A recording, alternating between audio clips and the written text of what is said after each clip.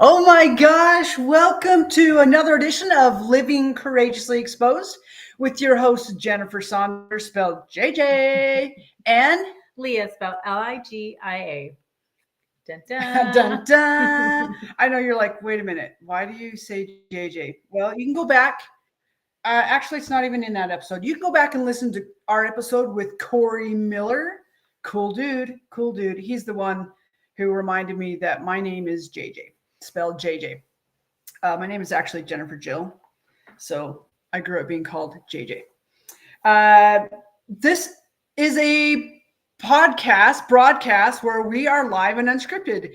And I just totally showed you that we're doing it live and unscripted because I'm stumbling. We're changing up a few things and including the description of how we describe it. And I just feel a little off in that. So I'm going to grab my notes right here. And how we're describing this now is it's a podcast where we are doing it differently. We're going against the grain. We're learning to flow, and we're teaching you how to do the same thing while kicking the door open to other people who have similar journeys. That So it's living courageously. It's exposed. Living courageously exposed. Yeah. So it's a place to really invite ourselves to connect with places that we feel vulnerable and make vulnerability a safe space. Right? Like fumbling through all the new ways of describing things. It really is a broadcast where we do everything live and unscripted, and we model for you how to live real, raw, exposed, open, and to normalize being human and all that comes with it. So thoughts on that? I think we should get into breathing to like settle out our systems, and that's usually how we start. And we're, there's lots of energy and excitement because we've got a special guest today. We have an amazing guest today. So breathing today. I actually didn't think about breathing today. We always start with breathing as a way to, again, model for you a really simple way to get yourself present right here, right now, in this moment, to bring your head and your heart and your gut into coherence. I'm going to do it this way now. And just get this nice rhythm and feel that slows down your breathing. It slows down your thinking. It lets go of everything that's already happened in the day. It lets go of everything you think is going to happen in the day and allows you to be right here, right now with us and our guest. So breathing today, let's do box breathing. It's super popular. Most people know of it. We'll just say breathe in through your nose. Breathe it deep, like clear down into your, as our guest Brandy told us, into your sit bones. So fill it deep. A lot of people tend to breathe in their chest. Fill your chest, but fill your belly first. So breathing in for a 4 or 5 count, whatever feels comfortable for you. Hold that breath for the same count. Exhale through your mouth for the same count. And then hold the exhale for the same count and repeat. Today, if you'd like to, if you can just practice the breathing today if you would like to. Or if you would like to, you can breathe in something that you really want to be feeling or experiencing. Let it soak right on in, and then exhale any lower energies or heavier energies or thoughts that might be hanging out in your body. Just let those things go.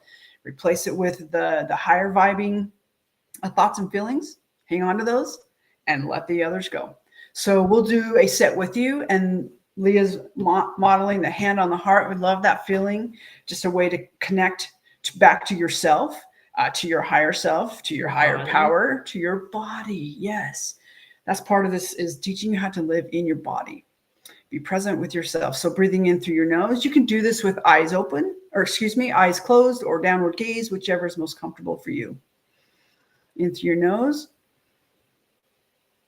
Hold that. Breathing it out through your mouth, letting out as much as you can, and then holding that exhale. Let's have you do 2 sets on your own.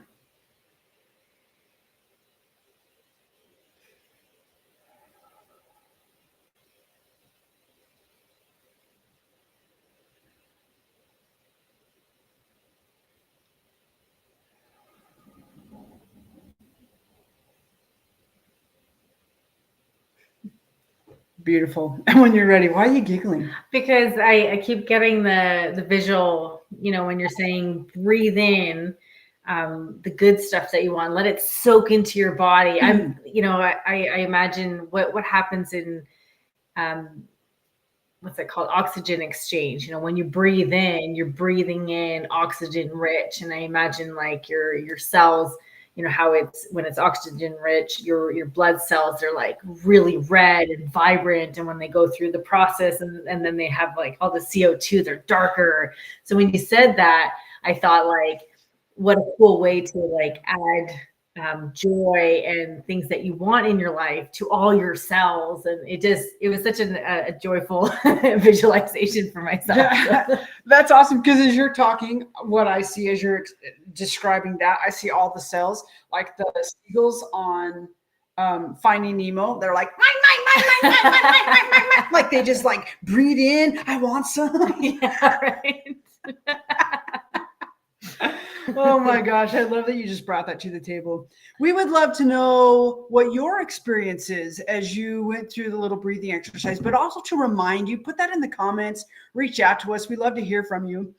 But also to remember that these little simple breathing techniques, even just putting your hand on your heart as a way to remind yourself to come back to present, when you're in a sticky moment or you find yourself in a brain crunch or your emotions going up and your intelligence coming down,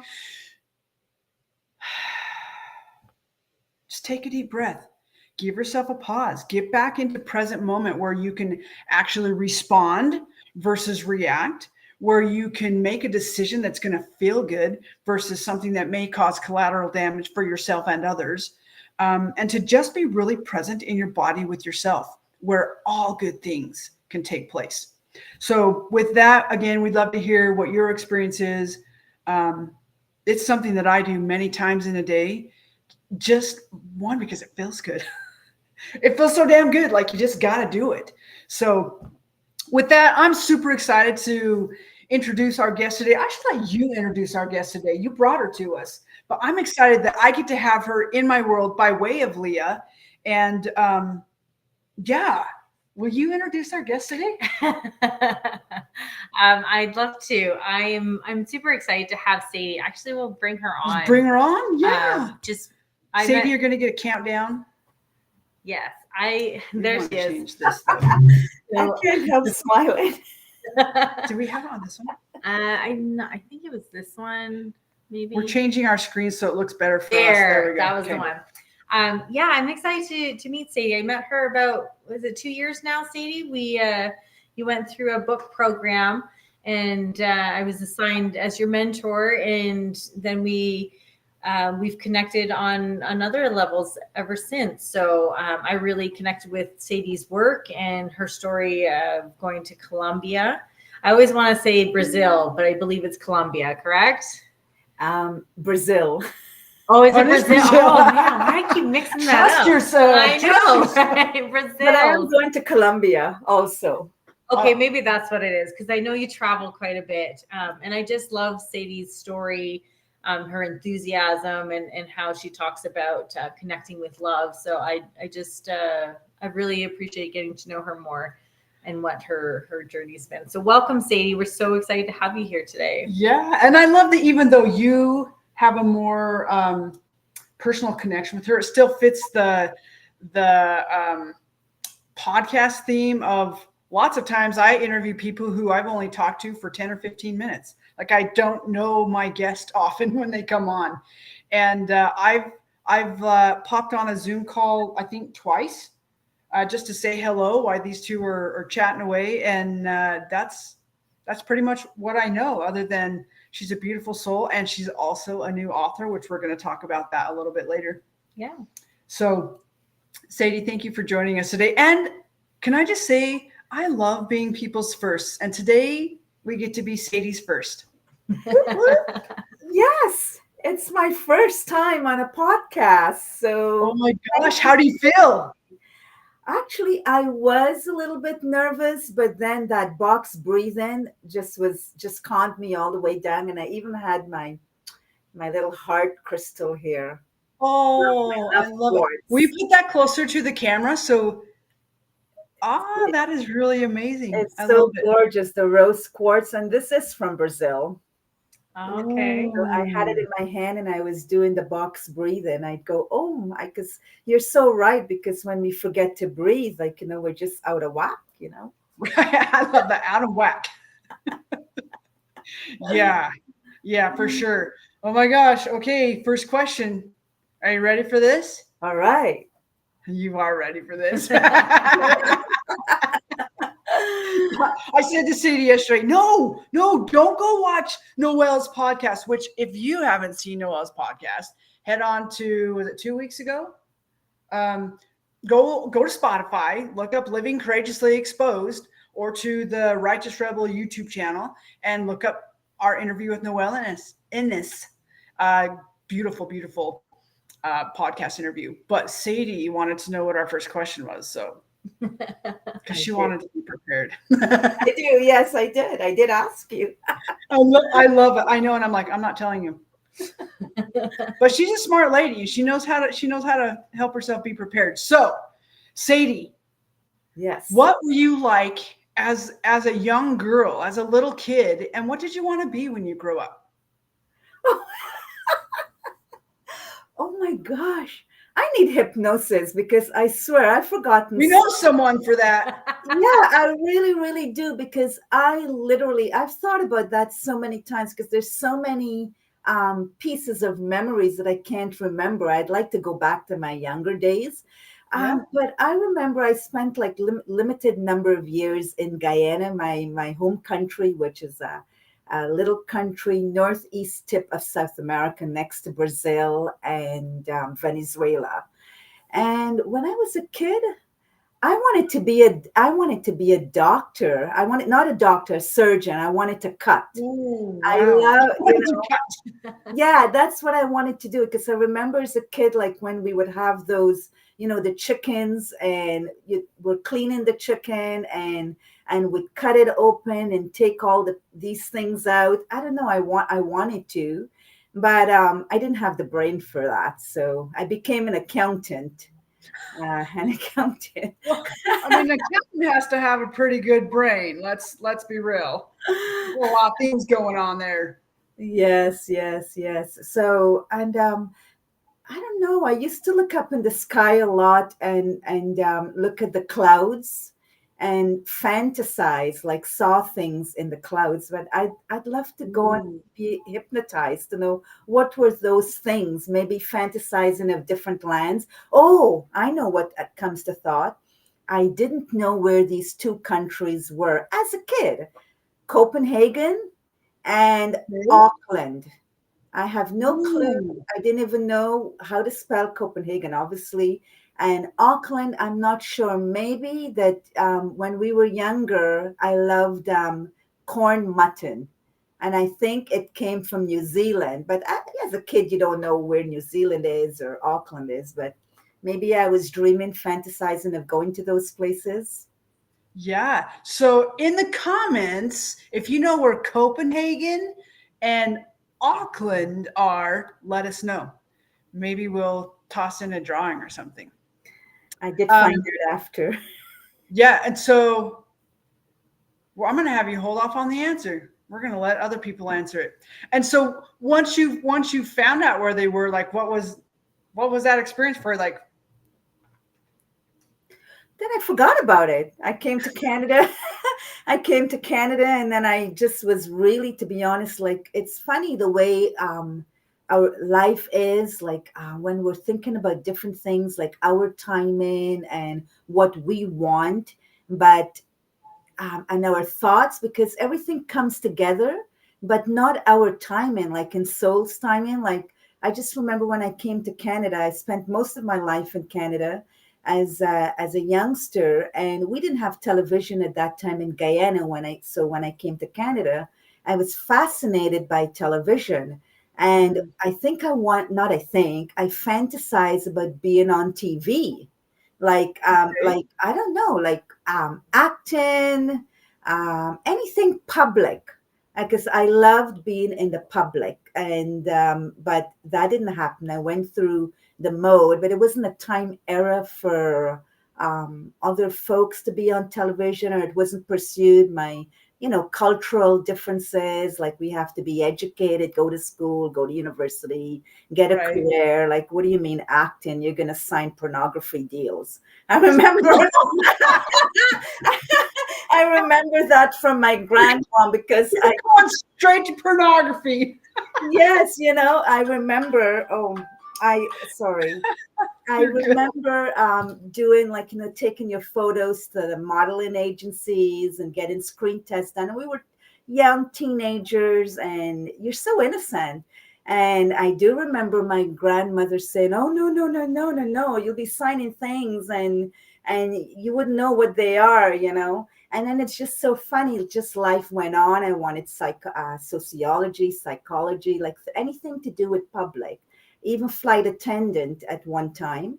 But now at this stage in life, like so many stages, when I look back now, it's very interesting how it is like all those thoughts and everything, they're out there in the universe and they do come together, but not on soul's timing. I'm surrounded by artsy people, including yourselves. I do a lot of volunteer work in the artsy world. So I meet people like singers, different types of music, actors, films.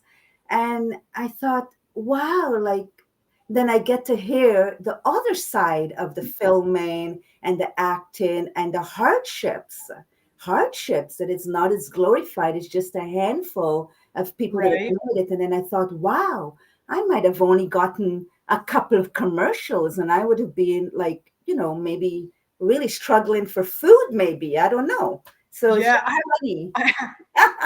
I have to ask this question because now it's coming around. Like, do you know any porn stars? I do one, maybe I think maybe, and it's very beautiful story because gorgeous, gorgeous person, and maybe she was, I'm not sure, but she was affiliated, like owned the rights, or maybe still like rights in Hollywood, and she wanted to get into vet school, but got into medical school and Oh, wow. from England, and then was very sad and forgot about medical and came to Hollywood and became a success story there. But I actually met her as an adult, where at 40, she became extremely psychic, very Wow. psychic, and doing lots of beautiful things. And so that's was part of her history. So Oh, I'd like to wow. say, maybe. Right? I mean, you're getting your moments here. I know you've had other moments of like being in the public and all the things. So I kind of want to go I want to go backwards a little bit, if that's okay, into what you're talking about. I have this a question that's just kind of hanging out here of when you talked about being young and looking up into the sky and the clouds and when you're talking about you need a hypnotherapist. P.S. Go check out our podcast with Vito Rosado. That's a really great one. He does hypnotherapy. Maybe we can hook you guys up. Yeah. But what were some of the things, like if you can remember, like what were some of the things that you saw or that you imagined or dreamt about in those places of just observing and being still and where you wanted to um, your thoughts of like where you wanted to go as you grew older, like into your teenage years, into your like to your profession. Did any of that tie together? I'm just curious, like what were the things that you saw or felt for yourself as you observed the sky? When I think about it, perhaps it was always something being again with the bigger world, because Guyana, was and maybe getting out was a third world country. This tiny, not tiny because they don't have population, but it is a large country, but small country in South America, tucked away, that a lot of people didn't know about. And I thought the world was just there, as a Yeah. kid. So Right. the clouds were bigger land. I think I was Mm. fantasizing, like looking at different spaces, maybe landscaping. I think definitely public, like traveling, and maybe that's where the flight attendants and the TV, but it's always something to be bigger. Yeah. Like I never recalled being an accountant. I never fantasized about that at all, at all, at You all. didn't see numbers and addition No, signs and no, not at all. yeah, Yeah. yeah, I can see that. So how do you feel like having this space to imagine something bigger or a bigger world than just being in Guyana? And I think a lot of us can identify with, especially when we're young, Yes. like the spaces that we grow up in, we feel like that's kind of all there is. It does feel big to us. And then as we see things maybe on TV, which you didn't have as a Mhm. young kid in Guyana. Um, some of us have that, like we know there's something bigger. But how do you feel like I'm feeling the question formulated as I'm talking. That having those moments of stillness with imagining something bigger, or how do you feel like that affected you and your path moving forward? And how old were you when you left Guyana? Oh, I was a very young teenager, so I just started my teen when I came to Canada. Okay. Yeah. So at a really impressionable age. Yeah, very impressionable. And you're so right because we didn't have the social media. I think I fantasize a lot because I remember like we read papers, the newspapers and the cartoons. I'm kind of forgetting the name that I like, but I know that I was always dreaming of, but we weren't exposed because what else are we going to dream about? It's whatever, like radio, we listened to the radio and what we read in cartoons, but it was always something bigger because as a little kid, like thinking about this country, Copenhagen, and believe it or not, in 2019, just before COVID, I was on my way to Sweden on one of my trips, and the and transit was Copenhagen. I was so excited. I called up the airline and says, "Oh my God, I had this dream as a little kid. I'm going to be in transit. Could you extend the time? Is there like without paying anything for it? Is there another flight that I could go on just to give me that thing that I Yeah. can get out of the airport and look around?" And they tried really hard, so I had 4 hours in Copenhagen, Oh and wow. I 4 hours. love this. It goes Yes, back to what you were saying before of like soul's timing. Like exactly. my mind is like, how did Copenhagen and Auckland even get placed in your mind or your presence if you didn't have access to a way for those things to come in? Like, how did that even happen? Did your parents, like, were your parents exposed to more things, or the adults in your life? Like, your parents must have known there was something bigger. You ended up in Canada. I'm assuming you came with family. Like, I, No. I'm a little blown away right now, and I'm in awe, and I'm like, duh, that's how life works. Yeah, I don't know, but Copenhagen, maybe Auckland, maybe I've heard it because kids you might think like your kids are not picking things up, or they're not like a sponge taking things in, but everything in a home they're incorporating. They may lash out or anything like that, but they're listening, they're taking it all in. And maybe Auckland, I may have heard it from an adult or something. Where did that mutton come from?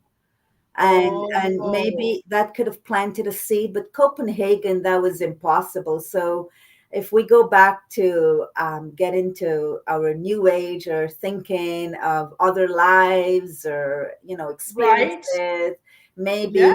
But I do know in 2019 that those 4 hours, I spent a lot of time researching exactly what I was going to do for that 4 hours, how I was going to get my hand luggage, how I was going to run, how much time it was going to take me to get the ticket, to put it in the subway. And do you know what? I did everything within that 4 hours. I lined it all up. And when I got to the city, and the subway was right in the airport, and how fast I was going to run, how heavy that hand luggage was going to be, so it doesn't, And when I got to Copenhagen and bought that Danish and cafe and everything, and I was walking around, I was not surprised. It was the colors of what I thought about. So it was like a knowing. I was like, it sounds like your soul knew. Like you're just like, oh yeah, I've already been. Yeah.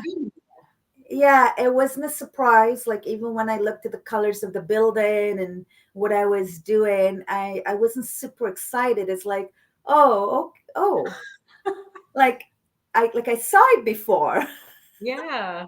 That's really cool. But like taking that experience, I'm going to call that like the soul experience. You're like, oh, this, okay, but doing it, overlaying that into a human experience, like I am like listening to you almost coming out of my skin, because I know this in my own world, and I know that this is how it happens. And I think Leah probably can vouch for that in her own life, even just our experience together.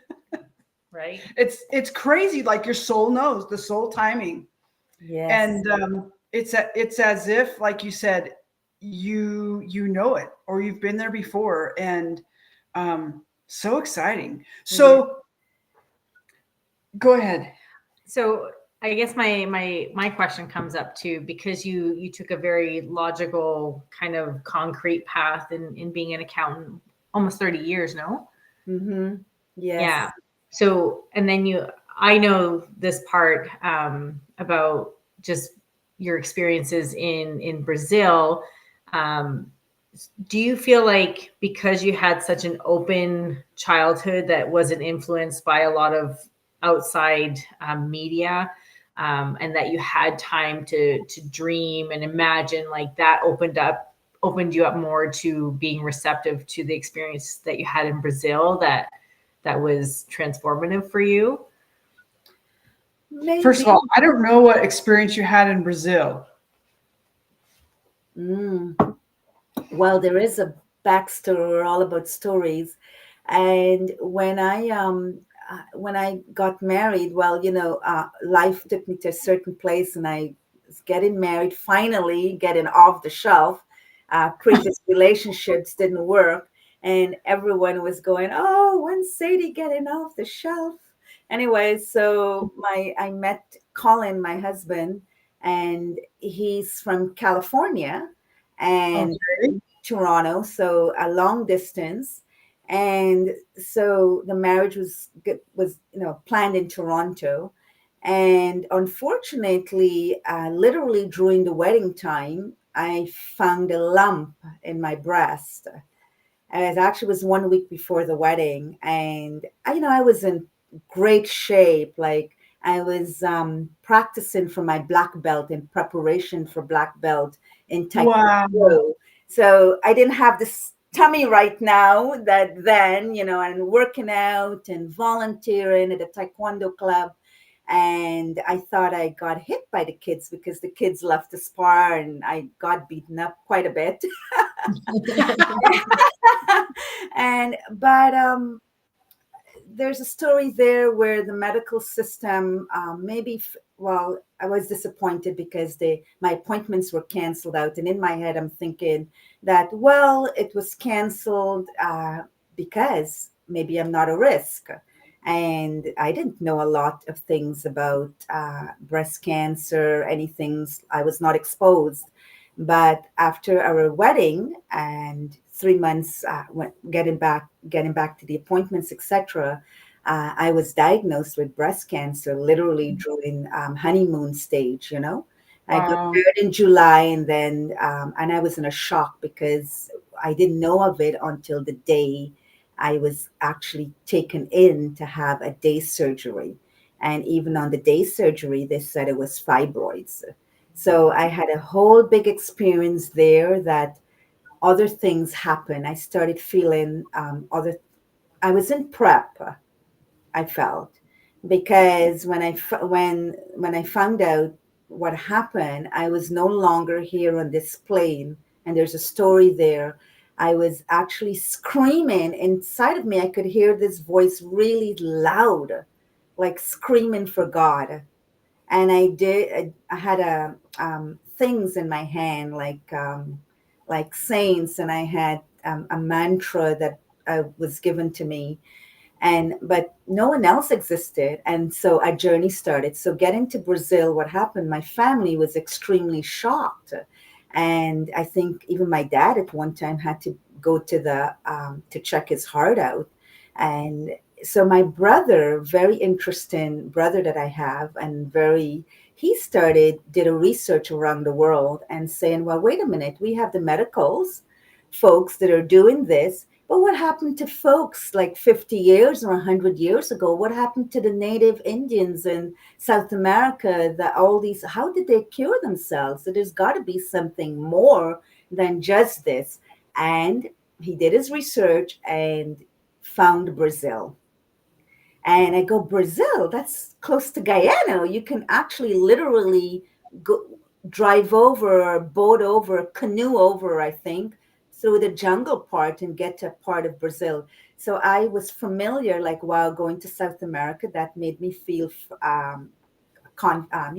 comfortable, Like at home.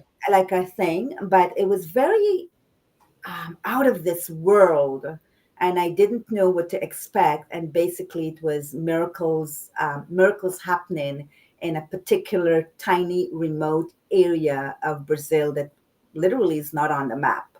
So I was super excited. But when logic kicked in, I thought it couldn't be possible. And then I thought, well, wait a minute, how come people talked about things happening and miracle happening and stuff happening? How come it only happened generations or thousands of years ago? Why can it not happen now? Yeah. This back and forth, but I kept it really just to myself. And I did tell oncologists in Toronto, a couple of hospitals. One was not okay, but one was super excited. And that started the journey of Brazil to Brazil. Wow. Yeah. I got to read Sadie's book, and I didn't preface that before I asked that question, but that's where my mind went of like, you had all these incredible experiences, and I appreciate you sharing a little bit about it. I'm actually going to put the link to your book in the comments and post it on our Facebook page. But I love that you have such a background in accounting and logic and that, but that you were so open, Yes. like you said, to the miracles that were happening around you. And I was just wondering if you might attribute some of that because you had such an open beginning. Well, that's what I wondered. I'm like, okay, the way you asked that question, I'm like, this must be some of the stuff in the book, and we're finding this crazy path to get there, but which is absolutely so perfect because your book is titled "The Crooked Path is Perfect." Yes, I love that title. I fought to have that. Yeah, I fought to have that title actually because our lives, like I felt my life was so crooked. There's so many different ups and downs in life. And you're right, like something was opening me up to that, because before the cancer thing, many things also happened, but I always felt that there was something bigger also spiritually. I was gravitated to not a religion, not an organized religion, but spirituality. So it was exciting going to places to witness their way of worshiping, but didn't have an organization attached to it. Yes. And that really felt my calling. So when I said I had a mantra, I have a Swami, a guru that I love very much. He's very, very interested. And I loved him so much because he belonged to nowhere, but could connect to everywhere. Which is now here. Right. The word is now here. Here, yes. And I just loved it. And so it was very interesting because I sometimes wondered if all of those things were prepping me for this, Yeah. This is part of why I ask the question that I ask at the beginning. One, because it kind of just puts people at ease. It's like, that's the question. But it just starts this. I love that it brings out the crooked path that all of us are on. Right. Sometimes, I'll get a guest who will be like, I wanted to be a firefighter, or I wanted to be a surgeon, or I wanted to be this or that. And then we start winding the way through their story and recognizing that one, very few, I think I might have one, but very few are actually doing the thing that they thought they wanted to do as a little kid. And the journey to where they got to where they're actually doing the thing, like you're doing now, an author of The Crooked Path is perfect. Like, and your story and your journey to get there, that's what I love about all of this, because Yeah. that's humanity. And that's the piece I really, in my soul and as part of my own spiritual journey, is like normalizing the human experience, which is a spiritual experience. Yes, it And I really love. So when Leah asked that question, I was like, okay, this has probably got to be in the book somewhere. And I'm like, oh my gosh, we only have an hour, and I want to talk so much about this. But I'm just going to encourage our viewers to go and get a copy of Sadie's book, The Crooked Path is Perfect. Leah's put it in the comments. And we can have Sadie on again. Like that, we have no problem doing that. But will you go to that space and share an experience from that you had in Brazil that kind of helped bring this more present for you as far as the spirituality of things? Like, what's the question I want to ask? I think That what put comes, you on the path you're on now, really. yeah. Well, and you talk a lot about it's all about love, Yeah. That. and where that kind of became clear for you. Does that? Yeah, because really, when I say like it, that's like could even coin that saying because it really is. It's all about love. It's my Facebook slogan. It's everywhere because when I say love, like I mean love, in in the in a bigger way, like we can. I feel that we're here on this plane or Earth for different experiences and maybe to keep remembering where we came from or to get back into that space. And inherently, we all have this as little babies. You tickle them; they're so full of love. Like the little doggies, the little babies. They're just all love. And then as time goes by, it's like we, I guess we get grounded and culture and Culture. environment and politics and all these things we kind of it's forgotten maybe and for many and then life goes on, divorces, heartbreaks, loss of jobs, death. But when you think about it, we are so loved within. And if we truly feel that way, like within, we would have all the superpowers that it's inherently ours. We would have the self-esteem, the confidence, the gratitude. We'd be communicating to that universe within, that divinity within. And so, and it also, there's also money also. Like if you have that love within, you're going to be healthy and strong because the cells have an intelligence. Like in my situation, I just was not equipped and didn't know how to handle with a broken heart, for example, or negative thoughts. And I just a whole point in my life where I just felt like I was in quicksand. So as soon as I got up and took a breath of air, it's like I'm down back again, and I just couldn't get out of this thing. And it was just it.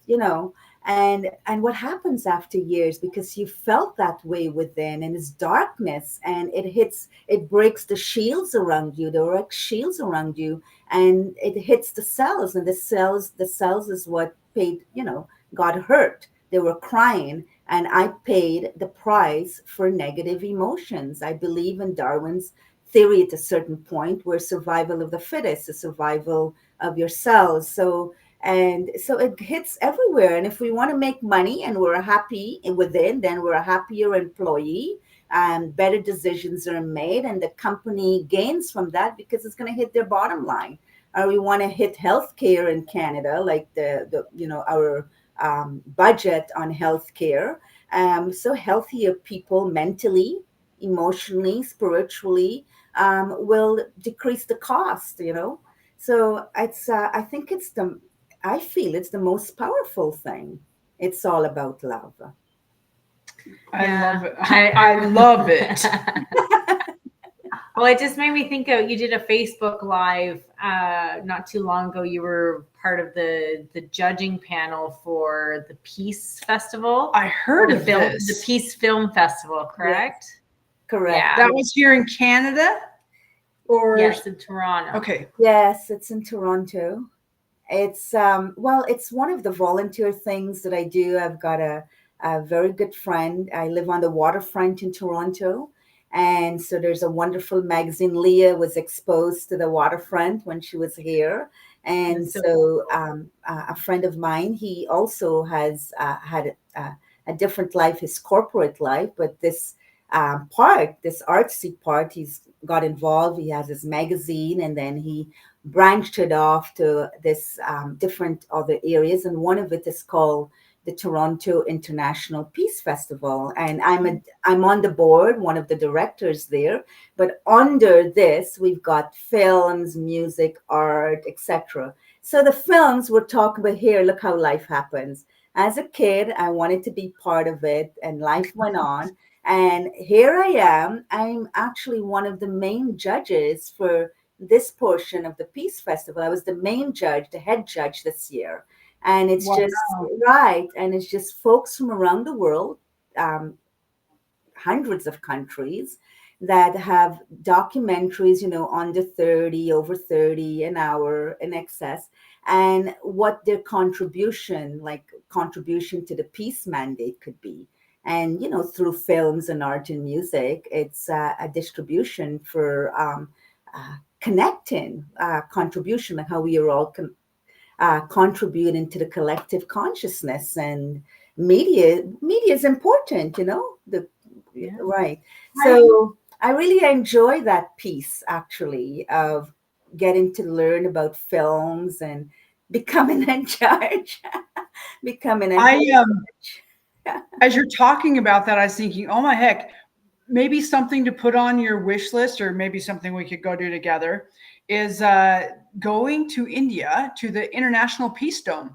I think that's a place that you like. I've been there. It's absolutely incredible. But listening to you talk about this and how you're involved in it and what your involvement is, and I think it's a place you would absolutely love. It's a place where science and religion and spirituality all come together and highlight. It's this beautiful building. Like, it's this absolutely stunning grounds, and it has statues of people that they're honoring who have contributed to peace in the areas of religion and spirituality and science. And I can't remember all the we went there because the fellow I can't think of his name.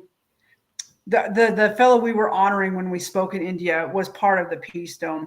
I believe Einstein's in there. Like, there's quite a few. I'm not remembering that at the moment, but it's just this beautiful place. And so I'm just saying, put it on your wish list. I think it's something you would 100%, like, you want to talk about feeling love and having that marination of that. This is a place that the whole grounds is surrounded by people who love what they do and wanted to contribute to the world in those ways, in some form or another.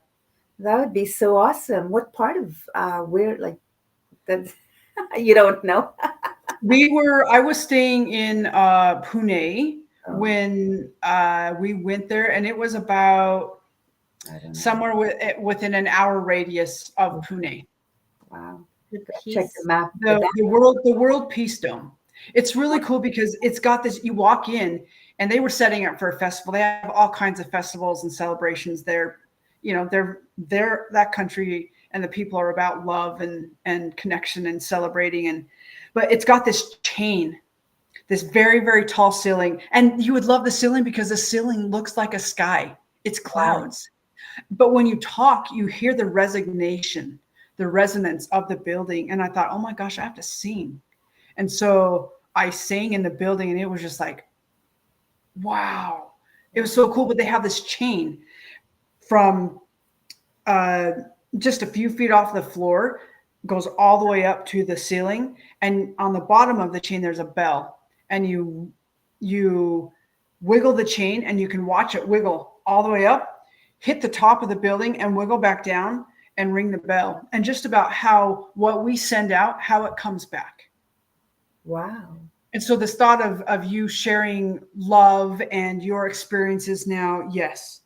And just like what you're resonating into the world is it's so powerful. And the experiences that you have behind it, it's making me emotional.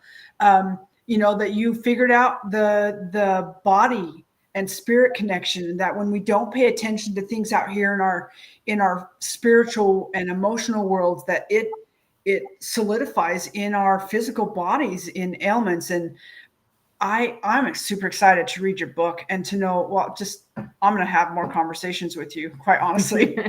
But I love that you're taking your experience of being of the breast cancer and your brother's research and being in Brazil, and how you're now taking that and that learning and that growth and putting it out in the world for other people to resonate with. And it just, I don't know, as you were talking about your experience as a judge as the Peace Festival, I was just like, oh my heck, the Peace Dome, you got to go there, because that's what you're doing. You're putting it out there. Yes, I definitely am intrigued. How do you see, what's your vision now for, because you've kind of, I'm going to say you're coming out of accountancy work, Yes. and more out of, before this call, we talked about being rigid and the things we do and robotic and being professional and just saying, hey, we're just going to have a conversation. And by the way, you're doing a fabulous job. Oh, thank you. Where do you see yourself taking the work that you're doing now, that you're being, this crooked path of yours has led you on, in sharing this peace and this love, and that love is everything? And where do you want to go with this? How do you want to interact with people? How do you want them to interact with you? Well, that's so interesting, because you know what, I really thought about this and during COVID, because my career, I've been with the federal government of Canada for 2+ decades as like the IRS tax auditor, but but on Canada's side, it's CRA, Canada Revenue Agency, tax auditor for corporations. And you know what? I'm at the height of my career. Everything is wonderful. I'm well liked, doing great things, and also union side, the first female vice president for our federal union local. So things were going absolutely wonderful. But I thought about my life during the COVID years of the lockdown, and as Leah know, in Canada, we were literally locked down. We could have only gone to the grocery stores and pharmacy. And I never had that in my life. I didn't know what to do with oh my God. So I became absorbed in self-education in Tony Robbins, Dean Graziosi, and started thinking about, and the thought came to me, you know what? I'm going to leave my job. And I kept it very, very quiet. And even right now, like this year, just recently, I was able to do that. And I don't even think many people of my family even know that I've done this, because I really feel strong in my heart of my calling, that the time is now and I have to do something. So I made a 180 shift from this tax auditor, government, corporate, all these different types of things. And nothing was going wrong there, to take part in my life's journey. And I want to fulfill my destiny and my potential before leaving Earth. And, Okay, hold on. This is how I feel about everything you're saying right now. thank you so much. And this is so strong within me because life's happening behind the scenes, like for all of us. And maybe the time wasn't that appropriate, but I went ahead and did it anyways. So I'm pursuing now a career that it's all about love. So, and I feel that my voice can impact others through speaking. I've had some experience. Actually, I spoke in New Delhi and Cartagena, Las Vegas, a few places as prior years. And I thought, you know what? I can share my message of love and tell through storytelling with the message and reaching crowds that way. And also through this book that I've written, so I can, have this book using this book. And ta-da, I just came together with another piece with Leah that's, some help from Leah, that I'm going to be doing retreats in Colombia with my brother, who also got obsessed in self-education on alternative healing. He's a shaman. Yeah, he's a shaman from Peru, Peruvian trained. And actually, anything that's happening to us, we always call him, hey, what do I do about this? This person has this fibroids, or this person has this headache. And a lot of times, like family members like myself, oh, I'm not listening to him, but behind his back, we are listening to him. Right. And, and so we're going to come together, put our resources together, my love part together, along with my brother, who is a firm believer of certain things, and have these retreats in a beautiful area of Colombia, off Medellin, up on the mountaintop, 8,700 feet up. And yeah, I'm so excited about it, starting up in the spring. And we're going to have a crystal bed with those are crystals along the chakra that I've actually got this crystal bed from the area in Brazil. It's all blessed and it's phenomenal. And different sort of other things that my brother, that's his expertise, like ozone and ayahuasca and electromagnetic therapies, things like that. I'm super excited, which we're bringing together a few people, and just all about love, the environment, the atmosphere, being up in the clouds, having those chicken eggs where the yolk is red, and doing some yoga. I could just imagine being on the crystal bed, having some treatments from my brother. I could hardly wait. I'm like so exciting. I know. I want to go. Like, sign me up. Yeah, really, really excited about it. Oh, I see what it's called. I'm just looking at it. It's called pulse electromagnetic frequency therapy. Mm-hmm. So under that, like pain, inflammation, the big inflammation causes everything. Yes. Yeah. And I'm really excited that my brother, like he gave me something by believing so much in something else. And because 20 something years ago, like we weren't exposed to all these things. I don't think we had Facebook and these things then, I don't know. And so he took me to this remote area and he gave me something, and I give him something also, because he fell in love with alternative modalities.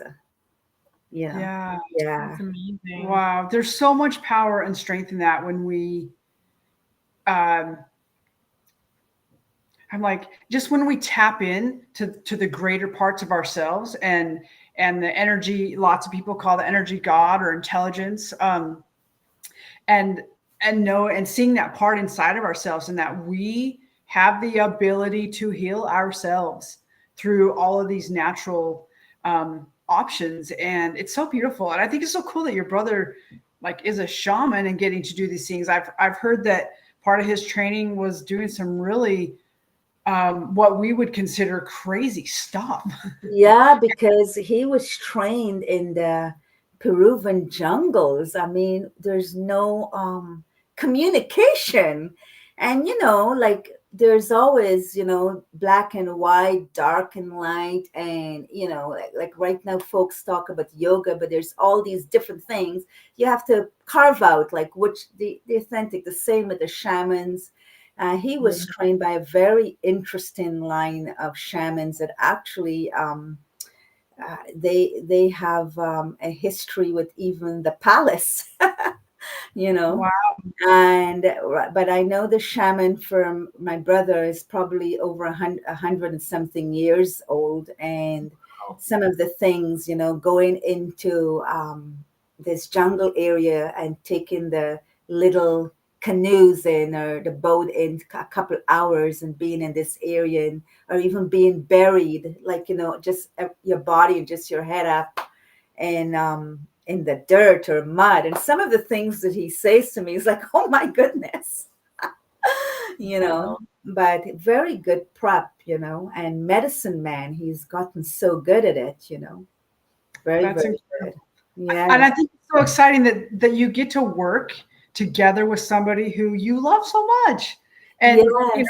maybe you didn't always have that relationship, I don't know, but that you can come to it now, Yes. and through your own different crooked path journeys that have brought you here, and to be able to work together to bring both of your magic and special talents and gifts to the world is just, it like makes me so excited inside. And I'm excited to hear more. I'm excited to participate, collaborate, be a part of it in the ways that we can.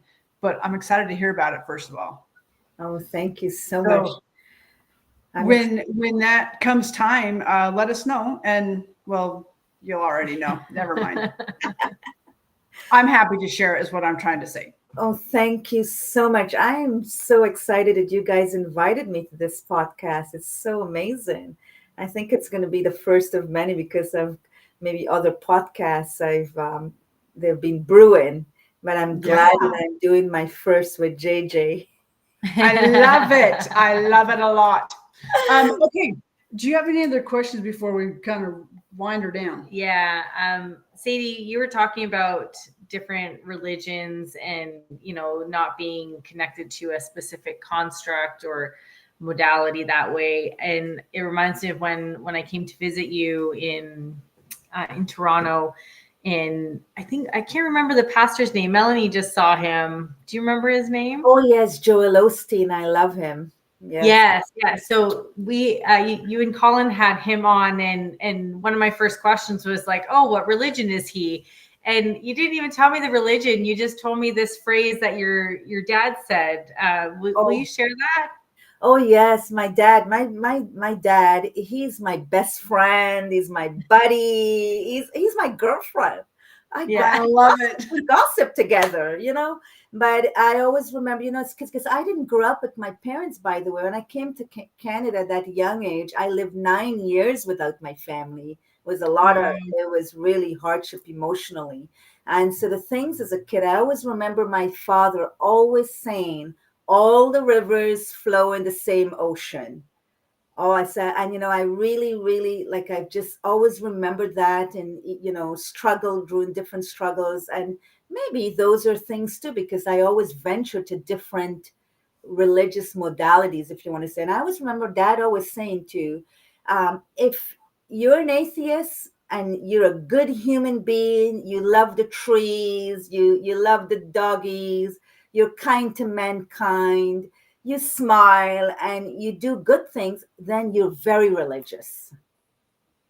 I love it. I just remember how that struck me that day. And I don't think I had ever heard it that way. And because I've never been one I grew up Catholic, pretend Catholic, where we didn't really practice. I went to a Catholic school and you learn the stories and stuff, but there was no structure in my family that way, other than we believe this and this. And when I had my own kids, I found myself in a place of like looking for community, looking for common beliefs. And I tried several other religions, but I just love how that was put. It's not committing to any one specific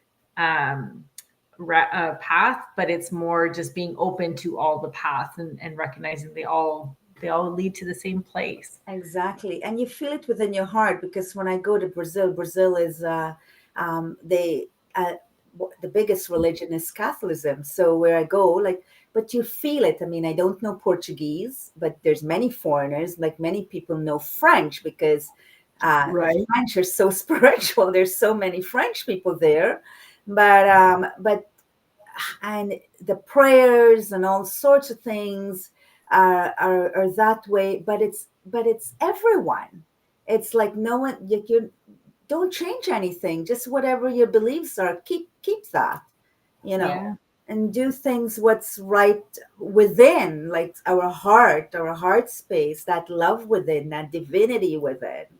You know, that's the Mm. thing we contribute to making the world a better place.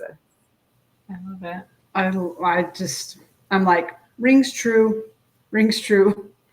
Okay, so what are three things, if you were going to leave our listeners today with just three things that really, just words of wisdom, I guess, that you live by or that you think are important? What would those three things be? Well, I because we were talking so much about breath, and I paid the price for not breathing properly, and the power of the breath. You know, even your box exercise before we started, because I forgot to breathe, because this is my first time on a podcast with JJ, and then I go, oh yeah, I got to breathe. So the power of the breath, and just think about the importance of that, because I always remember my Swamiji Himalayan tradition of yoga and meditation. You know, our life, it's equal the number of breaths. So that's Mm. how you tell your lifespan or your age. So the power of the breath, and number two, kindness. Being Oh, kind, being kind. how how do you define kindness? Oh, it's all about love. What you're Good feeling answer. within, like what, oh my goodness, it's like just being kind. It doesn't have to be about money. Give a smile, like smile to someone, share your sandwich, uh, take out a banana like I did yesterday on my walk, and give it to the person that I see sitting there on the street. Then I would rummage through to find a chocolate, because I always have little chocolates in my purse. Not only giving the person money, and being kind to ourselves, because life is happening, including to myself. And I always have to intentionally remind myself I have to be kind to myself, because then we have for others, you know, and really act upon kindness, because just don't say it, and just don't talk about it. Act, you know, call to Yes. action. And number three, so breath, kindness, the power of the thought, because the Mm. thought, you know, our thoughts, we're sending it out to the universe, and everything comes back to us. You can even have an experiment, do experiments and see it. I just can't say, like, of course, what I know now, or what I know like 5 years ago, I wish Right. I knew decades ago. I could make myself everything, because I swear to God, I mean, if you write down things about your life and just watch it, it just comes to, if you believe in it. So the power of the thought. So those are my three wisdom things: breath, kindness, thoughts. I love it. And I really appreciate that you bring thoughts into it, because it's so powerful, and we tend to forget or not recognize or just don't know until we know how powerful our thoughts are. And it's starting with how we think and feel about ourselves. So bringing that the thoughts of kindness back to ourselves, and um, just our thoughts of who we are, and what we want to accomplish, and where we come from, like who we really are. Yeah. So I appreciate that. Um, I had another thought. It has escaped me. Hi. So we'll just end right there. Remember to go into the comments and click and purchase Sadie's book, The Crooked Path is Perfect, and share this episode. We would love for you to share Sadie out and her work and her story, and and the story of the stories that are inside of her book. We'll have Sadie on more. You'll be hearing more from her. We'll be doing stuff with her. But remember, the crooked path that you're on, your own crooked path is perfect. And to celebrate the spaces that you're in, part of what we do is to celebrate all wins. And if that's just the fact that you got out of bed on a certain day, celebrate that. If you have, or it's more if you're going through a rough patch and you're struggling to like do all of the things you think you have to do, celebrate the fact that you did some of those things, that you made it through the day. If it's the fact that you're celebrating something big, we got a Christmas tree yesterday, so we celebrated that and that it wasn't freezing cold. But just remember to love yourself in those ways. I really love Sadie's statement of it's all about love, and it starts here. It starts here, and how we feel about ourselves is like that chain in the peace dome. You put a ripple into it and it goes out, but it comes back as well. So Sadie, I really appreciate the work that you're doing, the crooked life path that you have lived that's brought you to this place of now putting all of this powerful information out into the world, and the things that you're creating with your brother. And I just honor and respect all the yumminess that will come from that. So thank you very much. Thank you so much for having me, Jen and Leah. You're welcome. Yes. It's our honor. So for those of you who are listening, remember, you're right where you're supposed to be. And to remember, be bold. Be courageous. Be a rebel. We'll see you soon. Got it. Ta-da. Ta-da.